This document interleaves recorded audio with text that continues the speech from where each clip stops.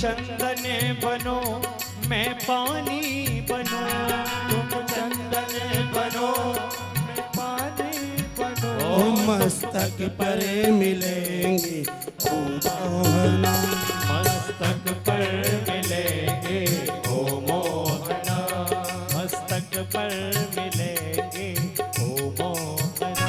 लेकिन तेरे संग में रहेंगे वो तेरे संग में रहेंगे ओ मोहना। श्री वृंदावन बिहारी लाल की।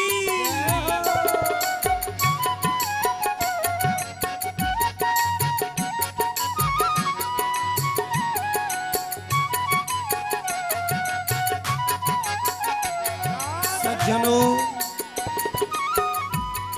भक्त और भगवान का मिलन अनेक प्रकार से होता है। कोई यदि देख ले तो वो मिलन मिलन नहीं होता। प्रेम कभी प्रकट नहीं किया जाता, और यदि प्रेम प्रकट हो जाए तो वो प्रेम प्रेम नहीं रहता। आजकल के व्यक्तियों ने तो प्रेम को भी दूषित कर दिया है। भगवान से प्रार्थना करो, हे नाथ आप बनो पुष्प और मैं बनूं धागा,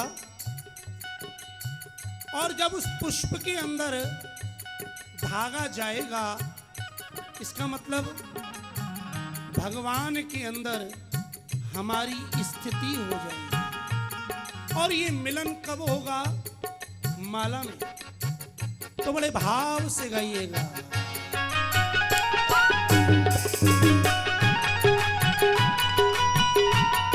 श्री बांके बिहारी लाल की जय हो। सारी सेवा करते हुए जाइए।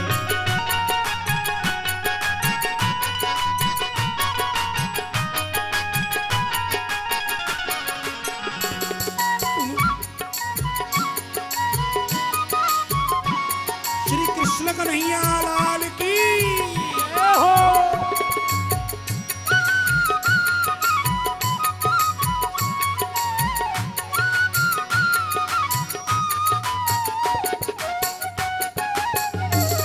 ताली पाड़ो।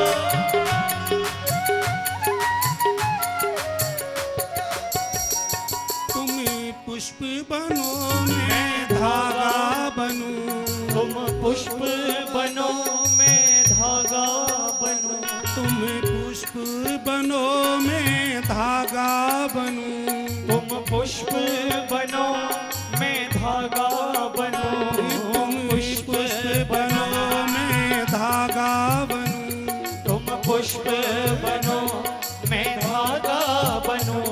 माला में मिलेंगे ओ मोहना, माला में मिलेंगे ओ मोहना, माला में मिलेंगे ओ मोहना।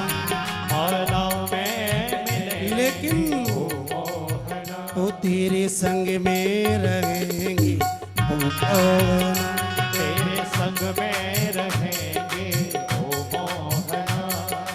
ओ मोहना मन मोहना, ओ मोहना मन मोहना, ओ मोहना मन मोहना। ओ मोहना मन मोहना। तेरे संग में रहेंगे तेरे संग में रहेंगे ओ मोहना। कृष्ण कन्हैया लाल की जय हो।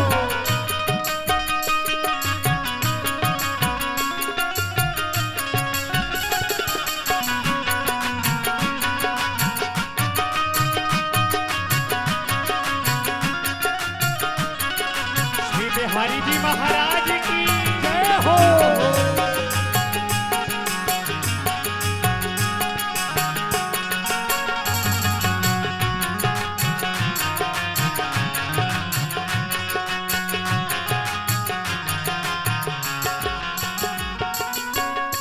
तुम दीपक बनो मैं बाती बनूं, तुम दीपक बनो मैं बाती बनूं, तुम दीपक बनो मैं बाती बनूं। तुम दीपक बनो मैं बाती बनूं। देखो,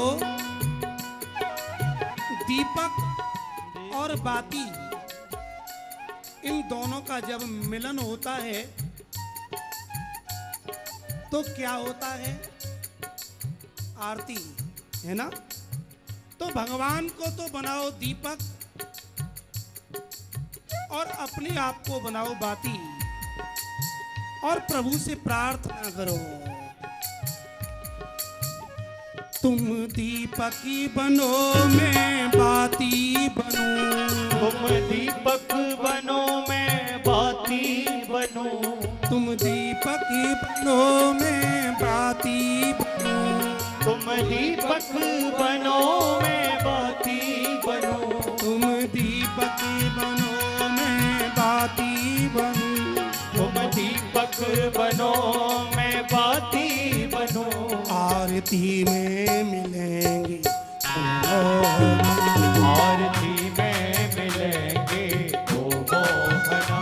आरती में मिलेंगे ओ मोहना। आरती में मिलेंगे ओ मोहना। तो तेरे संग में रहेंगे, तेरे संग में रहेंगे ओ मोहना। कृष्ण कन्हैया लाल की।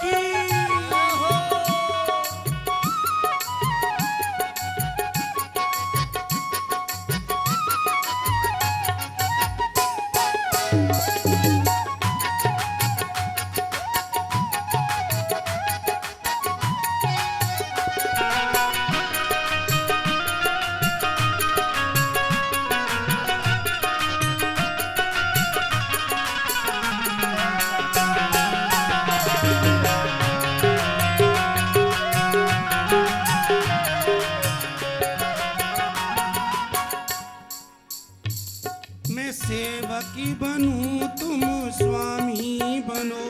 मैं सेवक बनूं तुम स्वामी बनो। मैं सेवकी बनूं तुम स्वामी बनो।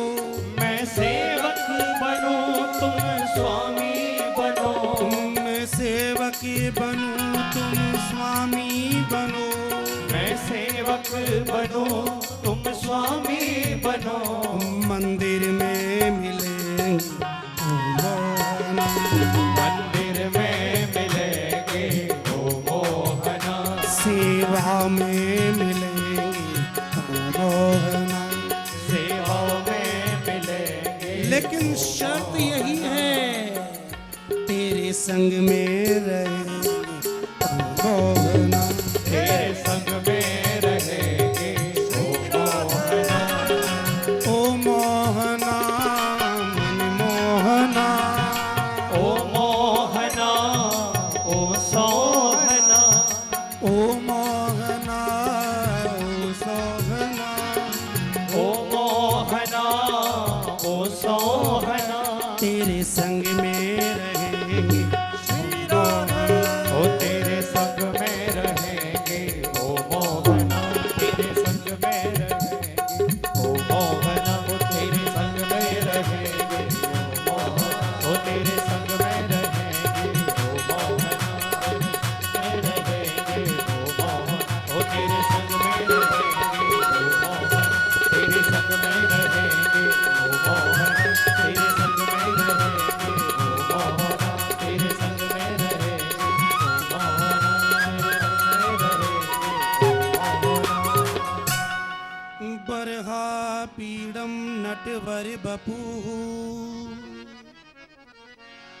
कर्णयो कर्णिकारम। बिभ्रद्वास कनक कपिशम। वैजयंती चमारा। रंध्रान वेणोरधर सुधया। पूरयन् गोपवृन्दै। बृन्दारण्यं स्वपदि रमणम् प्राविशद गीत कीर्ति। सुखदेव ने मन बनाया अब तो कन्हैया के संग ही रहना है, लेकिन विचार किया कि इसको तो खाने के लिए माखन चाहिए, पहनने के लिए पीतांबर चाहिए, मेरे पास तो खुद वस्त्र नहीं है, कहाँ दूंगा? और यदि न मिला और कहीं ये नाराज हो गए तो मेरा कल्याण बिगड़ जाएगा। नहीं नहीं, ऐसा करते हैं, हम तो निराकार में ही भले हैं। इतने में ही व्यास के उन शिष्यों ने दूसरे श्लोक का गान किया। अहो अहो वकीयं स्तनकालकूटं जिघांसयापाययदप्यसापि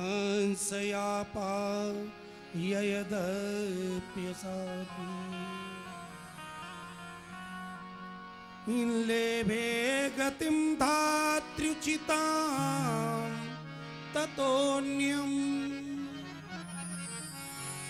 कंबा दयालुं शरणं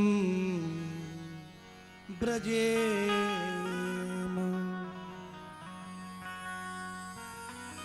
अयम बकी, बकासुर की बहन पूतना, जो जिघांसया मारने की इच्छा से अपने स्तनों पर जहर लगा करके आई, मारना चाहा, लेकिन कन्हैया ने उस बाल हत्यारी को मारने के लिए आई हुई पूतना को भी नरक नहीं भेजा। कहां भेजा? लेभे गतिम धात्र्युचितां ततोऽन्यम् कंबा दयालुं शरणं ब्रजे। तो जो जहर लगाकर के मारने की इच्छा से आने वाली पूतना को भी अपनी मां यशोदा के समान गति दे सकता है, भला उससे ज्यादा दयालु और कौन होगा? रंचक जैसी सेवा को फल मानत मेरू समान। रंचक, बहुत थोड़ी भी सेवा यदि भगवान की भावना से की जाए तो भक्त कहते हैं उस थोड़ी सी सेवा को भगवान सुमेरु पर्वत के समान मानते हैं। ऐसे दयालु हैं, जैसे ही सुना सब छोड़ा, दौड़ करके गए। श्री सुखदेव जी महाराज व्यास के पास जाते हैं। इधर सूत जी महाराज ने प्रश्न किया है, महाराज तत्व क्या है? तो सुखदेव को नमन वंदन करने के बाद श्री सूत जी महाराज इस भारत भूमि के देवता नर और नारायण को नमस्कार करते हैं। नारायणं नमस्कृत्य नरं चैव नरोत्तमं देवीं सरस्वतीं व्यासं ततो जय मुदीरये।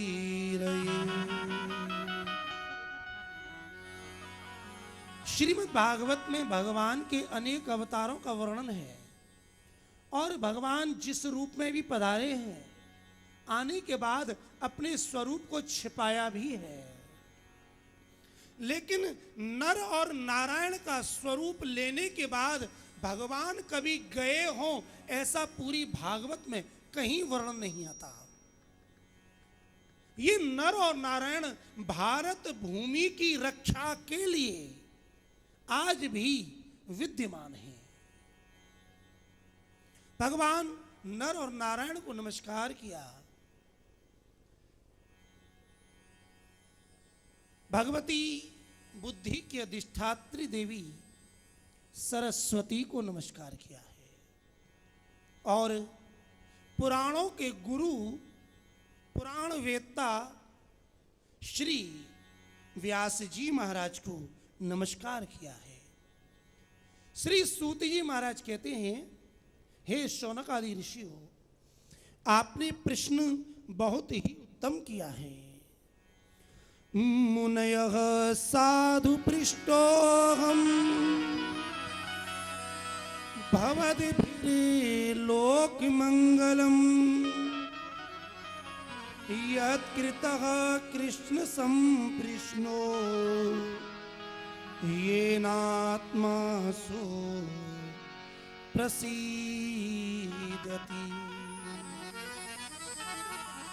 आपने जो प्रश्न किया है वो केवल अपने लिए नहीं, लोक के कल्याण की दृष्टि से किया है, मंगल की दृष्टि से किया है। सज्जनों, धर्म वही है जिस धर्म का पालन करने से हमारी प्रीति भगवान में हो जाए। यदि इस आत्मा ने ये पुरुष शरीर लिया है तो इस पुरुष शरीर को लेने के बाद पुरुषार्थ भी करना पड़ता है। पुरुष और पुरुषार्थ, इन दोनों का अभिन्न संबंध है। यदि पुरुष देह मानव देह मिला है तो पुरुषार्थ भी करना ही चाहिए। और ये पुरुषार्थ 4 प्रकार के होते हैं: धर्म, अर्थ, काम और मोक्ष। धर्म क्या है? धर्म की परिभाषा शास्त्रों में अनेक प्रकार से की गई है, लेकिन धर्मस्य तत्वम निहितम गुहायाम। धर्म का जो तत्व है वो बड़ा गूढ़ है। जितने भी धार्मिक हैं वो सब अपने अपने अनुसार धर्म की व्याख्या करते हैं, लेकिन ईमानदारी में धर्म क्या है ये व्याख्या श्रीमद् भागवत में है। श्री सूत जी महाराज करते हैं, सवई पुंसाम परो धर्मो यतो भक्ति रथोक्षजे अहैतुक्य प्रतिहता ययात्मा संप्रसीदति।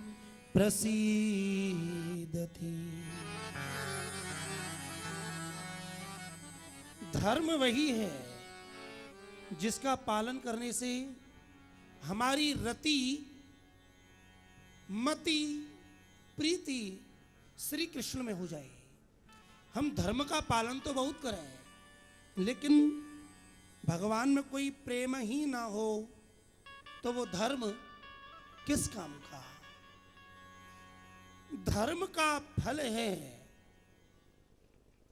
भगवान श्री कृष्ण में प्रेम हो जाना। यदि श्री कृष्ण में प्रेम हो गया तो सारा धर्म सफल। और यदि बहुत कुछ करने के बाद भी हमारा भगवान के प्रति प्रेम नहीं हुआ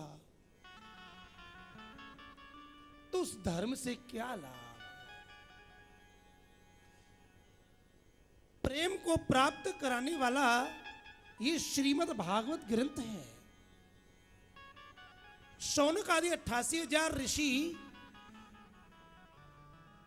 श्री सूत जी महाराज से प्रश्न करते हैं, महाराज इस भागवत का निर्माण किस युग में हुआ? कस्मिन् युगे प्रवृत्तियं स्थाने वा केन हेतुना कुतः संचोदितः कृष्ण कृतवान् संगीताम् कस्मिन् युगे प्रवृत्तेयम् when where why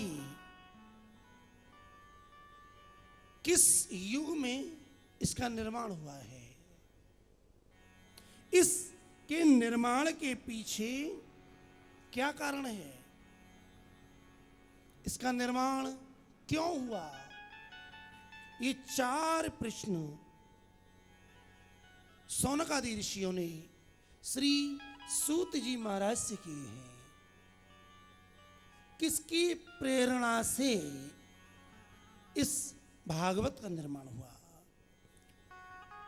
उत्तर दिया, द्वापर युग के अंत में कलयुग आने वाला था, तब सरस्वती नदी के तट पर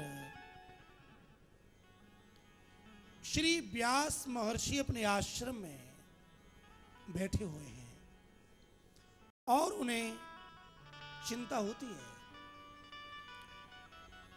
चिंता कैसी? लोक कल्याण की। सज्जनों, ये चिंता बड़ी खतरनाक होती है। चिता चिंता समाख्याता बिंदु मात्र विभेदतः सजीवो दहती चिंता निर्जीवो दहती चिता। चिता और चिंता में कोई ज्यादा अंतर नहीं होता। चिता पर यदि अंग की बिंदु लगा दी जाए तो वो चिंता हो जाती है, और चिंता में से यदि बिंदु हटा दी जाए तो चिता बन जाती है। लेकिन विचार किया जाए कि चिता खतरनाक है या चिंता, तो बताया चिता तो केवल एक बार जलाती है, और वो भी तब जब ये जीव आत्मा इस शरीर में से निकल जाता है। लेकिन चिंता जीव के रहते रहते भी मानव को जलाती है। देखो,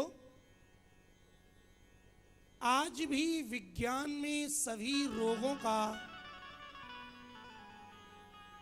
उपाय है, लेकिन चिंता से मुक्ति का, चिंता मीन्स टेंशन, अब इस टेंशन के लिए कोई गोली नहीं बनी। ज्यादा टेंशन हो जाती है तो डिप्रेशन हो जाता है, और जब डिप्रेशन में चले जाते हैं तो डॉक्टर नींद की गोली देते हैं, सो जाओ सो जाओ, 1 दिन 2 दिन, कितने दिन। लेकिन सोने के बाद भी चिंता वहीं बनी रहती है। इस चिंता की मुक्ति का उपाय संसार में नहीं, संतों के पास है। ये चिंता वेद व्यास को हुई, और बड़ी चिंताग्रस्त होकर अपने आश्रम में बैठे हुए थे कि तभी हरि गुण गाते, वीणा बजाते देवऋषि नारद आए। नारद ने व्यास को देखा और पूछा, पाराशर्य महाभाग भवतः कच्चिदात्मना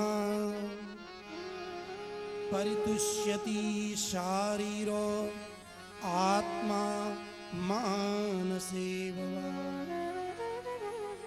जिज्ञासितं सुसंपन्नम् अपि ते महदद्भुतं कृतवान् भारतं यस्त्वं सर्वार्थ परिव्रंगितम्। हे पाराशरी, पाराशर के पौत्र व्यास, हे महाभाग, ऐसा क्या कारण है कि हमेशा प्रसन्न रहने वाला तुम्हारा मुख आज चिंताग्रस्त हो गया है?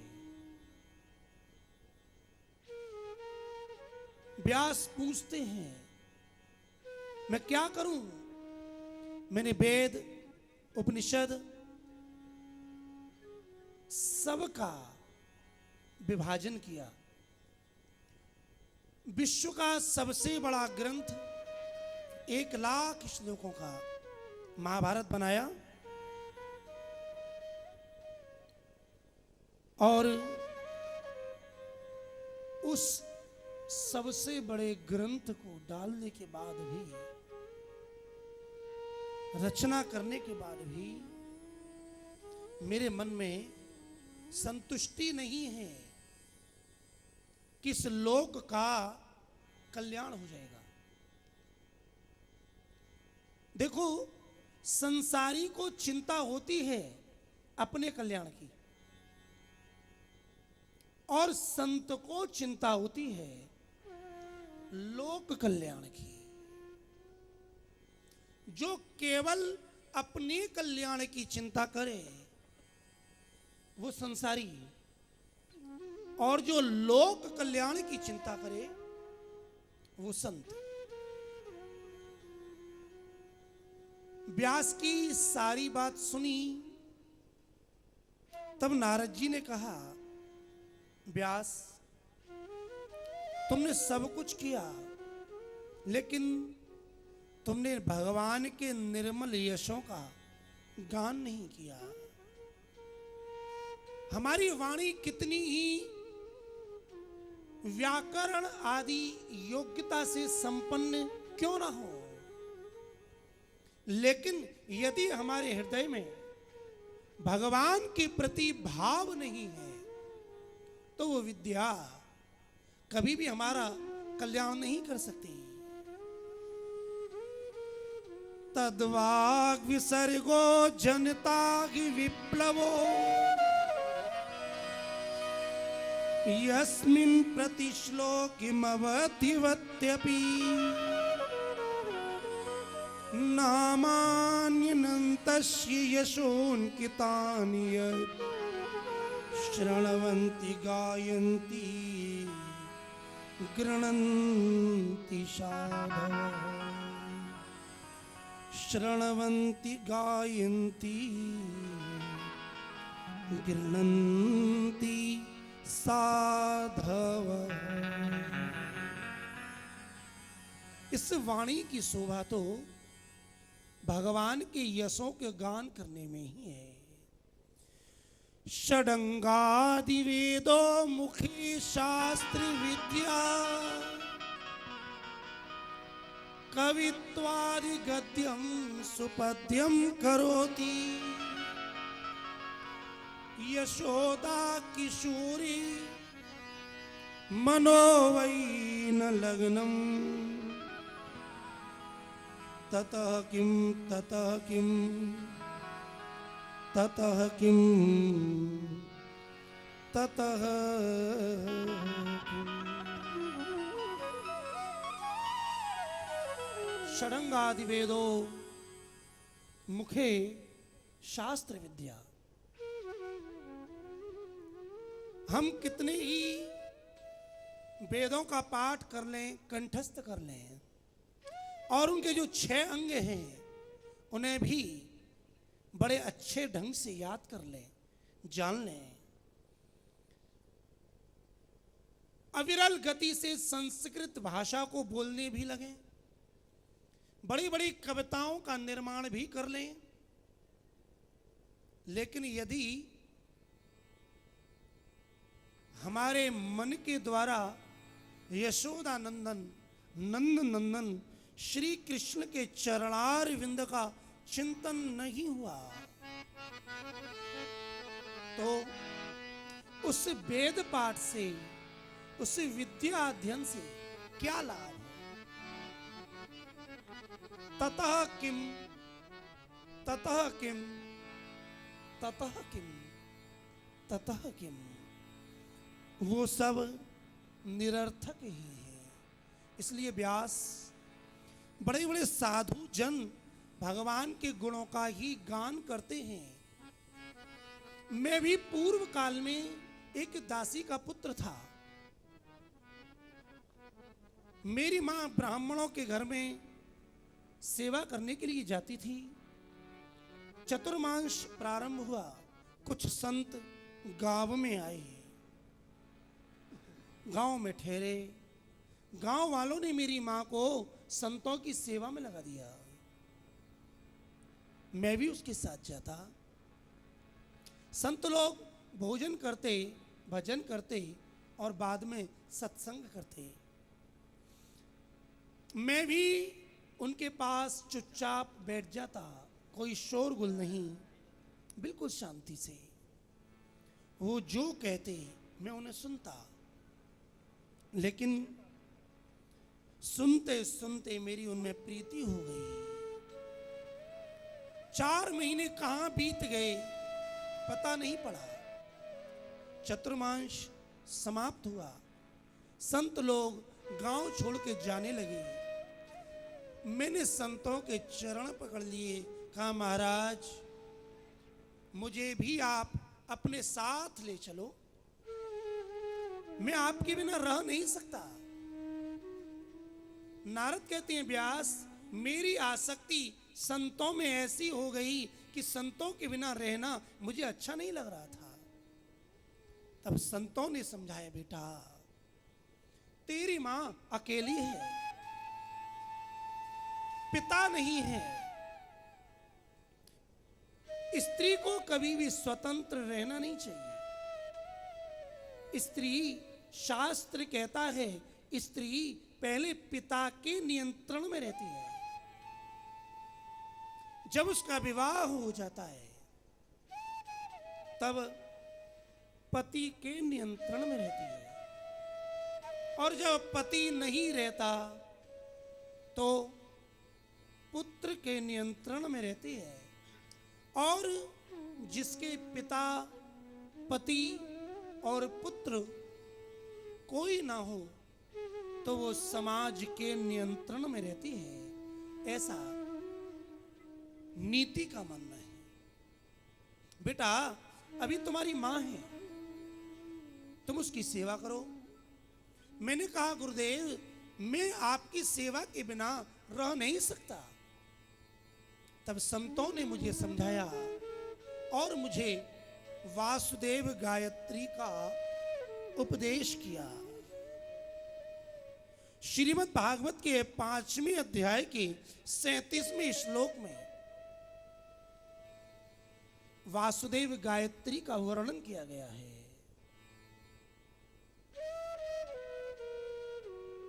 नमो भगवते तुभ्यं वासुदेवाय धीमहि प्रद्युम्नाय अनिरुद्धाय नमः शंकरी शरणाय च नमो भगवते तुभ्यं वासुदेवाय धीमहि प्रद्युम्नाय अनिरुद्धाय नमः शंकरी शरणाय च।